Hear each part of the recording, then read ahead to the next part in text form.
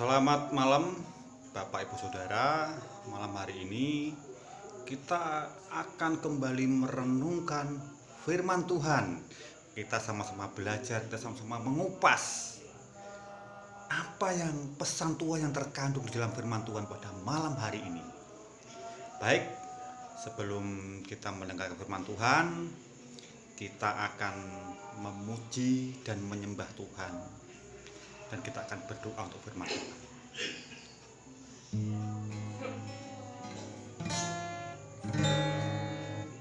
Kemurahan-Mu lebih dari hidup,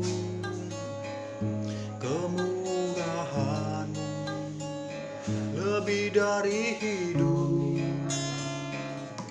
Bawa lidahku memuji Engkau, kemurahan-Mu lebih dari hidup, kemurahan-Mu lebih dari hidup, kemurahan-Mu lebih dari hidup.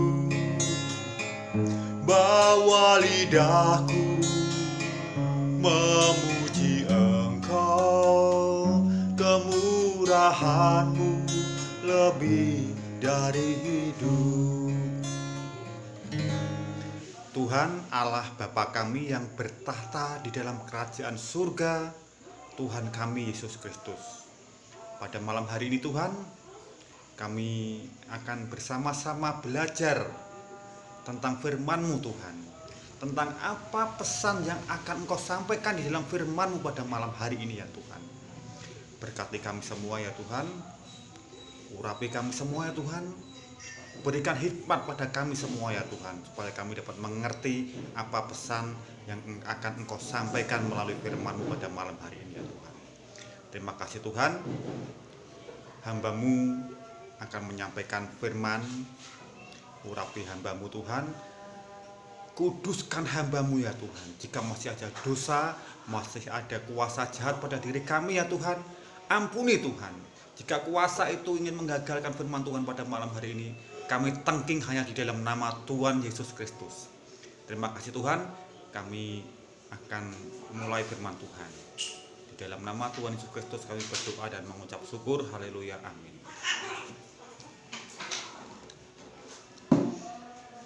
Baik, Bapak Ibu Saudara, malam hari ini kita akan membahas firman Tuhan. Nah, malam hari ini kita akan membahas firman Tuhan tentang Yesus dicobai oleh iblis. Nah, kalau kita merenungkan, kenapa Tuhan mau dicobai oleh iblis? Levelnya lain. Padahal levelnya lain, iblis sama Tuhan. Levelnya lain. Tapi kenapa Tuhan yang agung itu, Tuhan yang maha kuasa itu, yang maha segalanya, mau dicobai oleh iblis? Kenapa demikian? Satu hal, karena Tuhan melalui pribadi Yesus menyampaikan kasih yang luar biasa kepada kita. Kenapa demikian? Mari kita bahas. Kita akan memulai firman Tuhan. Kita akan membuka Matius 4 ayat 1 sampai 11. Baik, saya akan bacakan.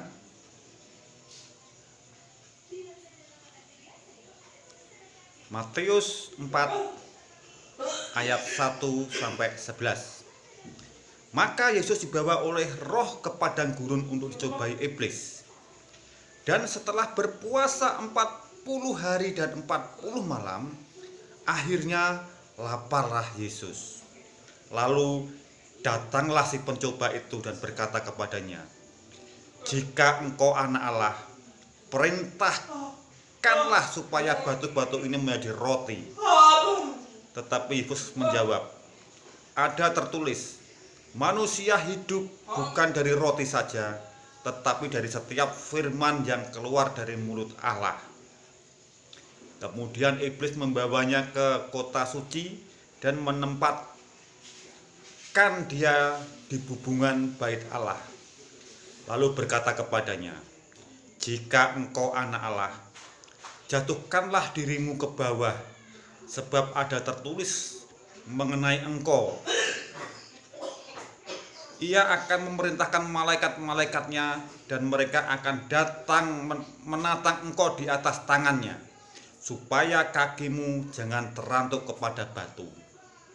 Yesus berkata kepadanya, ada pula tertulis, jangan engkau mencobai Tuhan Allahmu. Dan iblis membawanya pula ke atas gunung yang sangat tinggi dan memperlihatkan kepadanya semua kerajaan dunia dengan kemegahannya, dan berkata kepadanya, semua itu akan kuberikan kepadamu jika engkau sujud menyembah aku.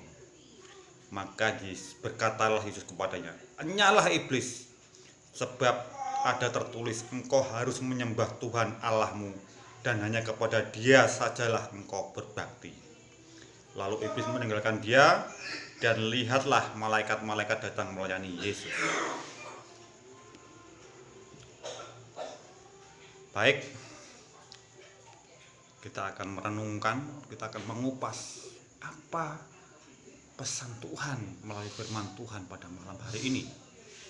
Ya, dikatakan di ayat pertama, di sini ada beberapa tahap.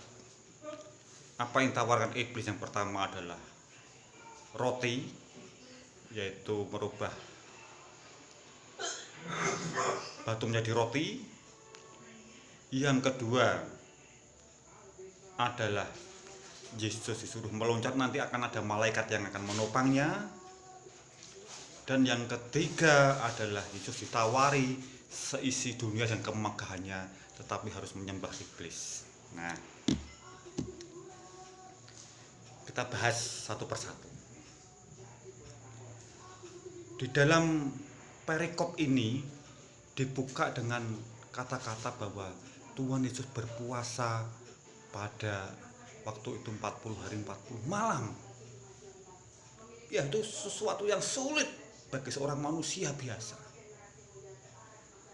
Manusia biasa. Sangat sulit.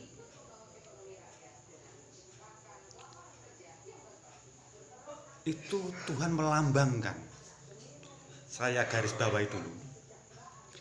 Tadi telah diceritakan bahwa kenapa Tuhan mau dicobai, karena Dia menunjukkan kasih-Nya yang luar biasa. Dia turun ke bumi untuk menjadi contoh manusia. Nah, sebagai contoh manusia yang benar, Dia harus melakukan sebagai mestinya dia seorang manusia. Jadi pure dia, jiwanya manusia, supaya dicobai oleh iblis. Dia izinkan dirinya dicobai oleh iblis sebagai manusia, untuk sebagai alat peraga, sebagai contoh, sebagai teladan manusia yang benar. Karena kalau secara logika, Tuhan itu maha besar, mau dicobai seorang iblis yang hina. Kalau dia tidak mengorbankan diri dulu sebagai manusia biasa, iblis tidak akan mampu mencobai. Bahkan melihat Yesus pun dia sudah terbakar mungkin. Tetapi sekali lagi kasih-Nya sungguh luar biasa. Dia mau menjadi manusia untuk cobai iblis. Baik, kita akan lanjutkan. Di dalam perikop ini dimulai dengan puasa. Puasa melambangkan segala kekurangan kita, segala kelemahan kita. Saat kita lemah, saat kita tidak berdaya, saat kita dalam titik yang terendah,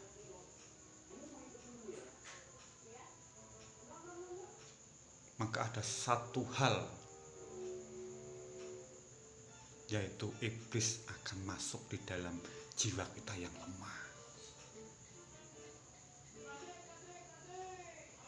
Kelemahan itu bukan hanya secara fisik, tetapi lemah secara mental, lemah secara iman.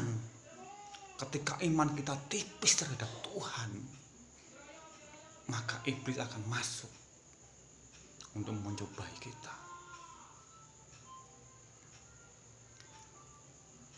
Dikatakan godaan yang pertama, saat Tuhan Yesus lemah, saat Tuhan Yesus berpuasa, lapar.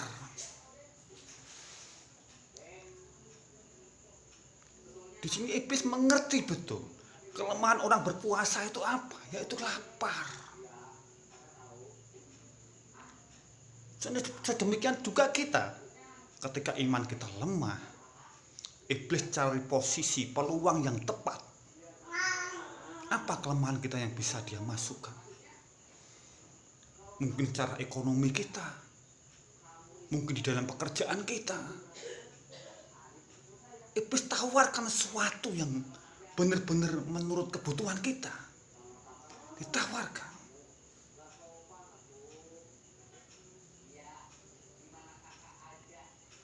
Kalau iman kita tipis, misal kita lagi tidak ada pekerjaan,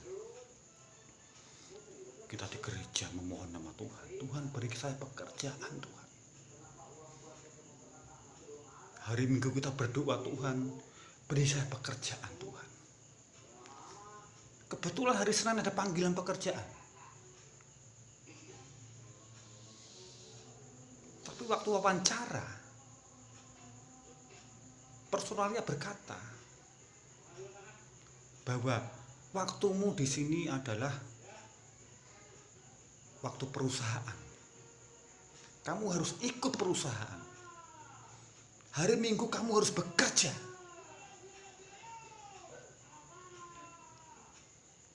Kalau iman kita tipis, kita akan memilih pekerjaan. Tapi kalau iman kita kuat, kita akan berpikir lagi. Kalau pekerjaan ini saya terima, saya tidak bisa melakukan ibadah di waktu hari Minggu. Saya tidak bisa mendengarkan firman Tuhan. Kalau kita kuat imannya, kita seperti Yesus tadi, manusia tidak hidup dengan roti, bukan hanya dengan roti, tetapi dengan firman Tuhan. Nah, kalau iman kita kuat, pasti kita akan memilih bahwa pekerjaan ini tidak saya ambil dulu. Saya tetap akan memohon kepada Tuhan. Karena kita yakin dan percaya Tuhan akan memberikan waktu yang tepat untuk permintaan doa kita.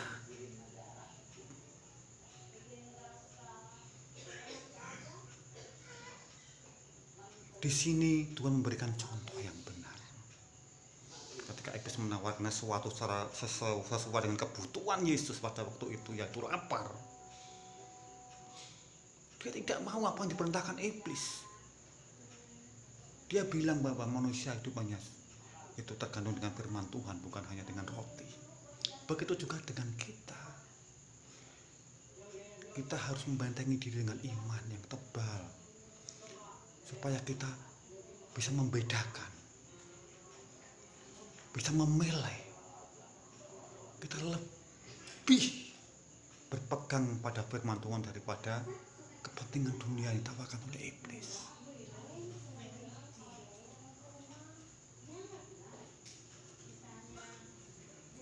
Luar biasa Tuhan Yesus. Yang kedua,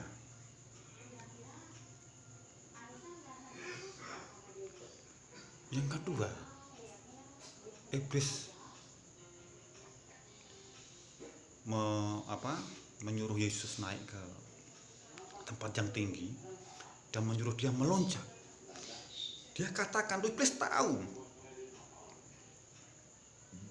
Yesus itu siapa. Dia tidak mungkin dia jatuh langsung, pasti ada malaikat. Dan dia sampaikan kepada Yesus bahwa berloncatlah, nanti ada malaikat yang menopang.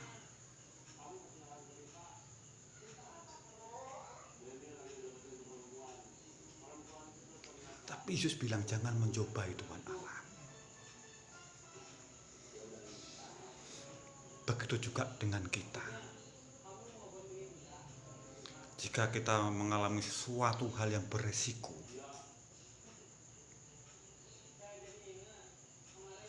misalkan ini ya,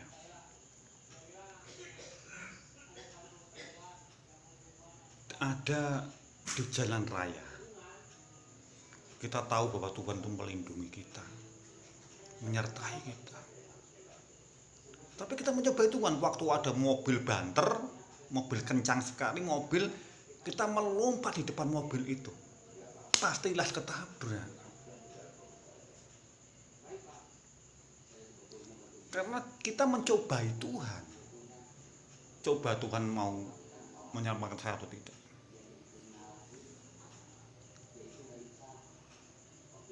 Begitu juga di dalam pekerjaan. Ada beberapa pekerjaan yang berisiko mungkin ya.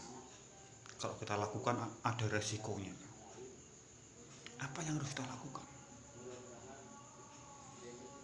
Jangan kita langsung saja menerjang pekerjaan yang beresiko itu. Karena kita yakin Tuhan pasti akan melindungi saya.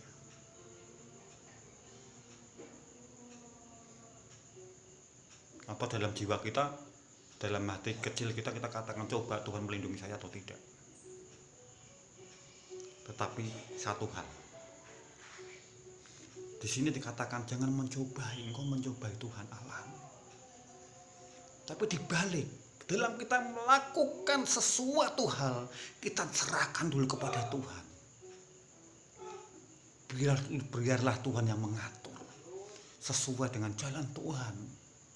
Jika pekerjaan itu beresiko, mintalah kepada Tuhan. Tuhan lindungi saya. Jika ini harus kami lakukan Tuhan, aku mohon lindungi kami Tuhan.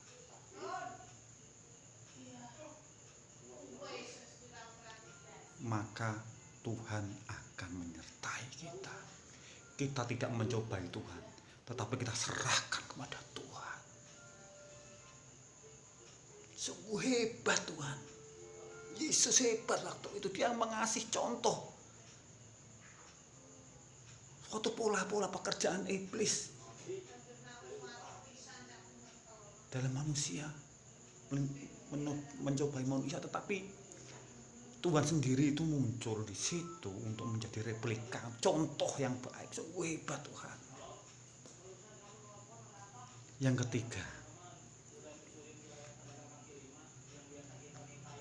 iblis bilang, semua isi dunia itu akan kuberikan kepadamu, kemewahan dunia, asal engkau menyembah aku. Tapi Tuhan bilang, nyalah, karena hanya Tuhan yang patut disembah. Jadi demikian kita secara tidak langsung kita sudah menyembah Allah lain. Kita dahulukan pekerjaan kita daripada menyembah Tuhan. Itu sudah sama saja menduakan Tuhan, menyembah Allah lain. Ketika kita mau ke gereja, ada tamu, kita mendahulukan tamu dulu, karena itu kepentingan bisnis. Kita sudah mendahulukan bisnis dulu daripada Tuhan. Itu sudah sama saja menyembah Allah lain. Hati-hati, Tuhan tidak suka itu.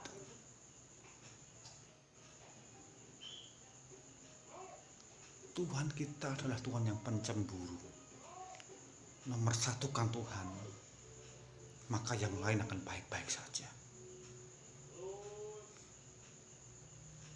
Kalau Tuhan dinomor duakan, maka bahaya. Kita akan jadi pengikut iblis. Kita nanti akan dimusnahkan bersama iblis. Tetapi di sini Tuhan mengajarkan kita bahwa apapun kemegahan yang ditawarkan dunia, apapun kekayaan yang ditawarkan dunia,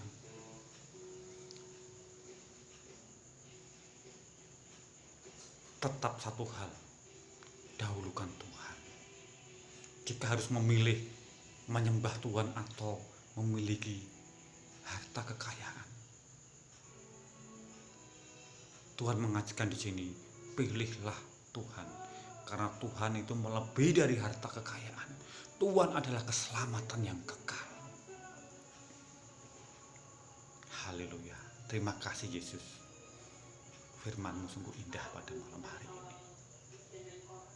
Demikian firman Tuhan, renungan firman Tuhan pada malam hari ini.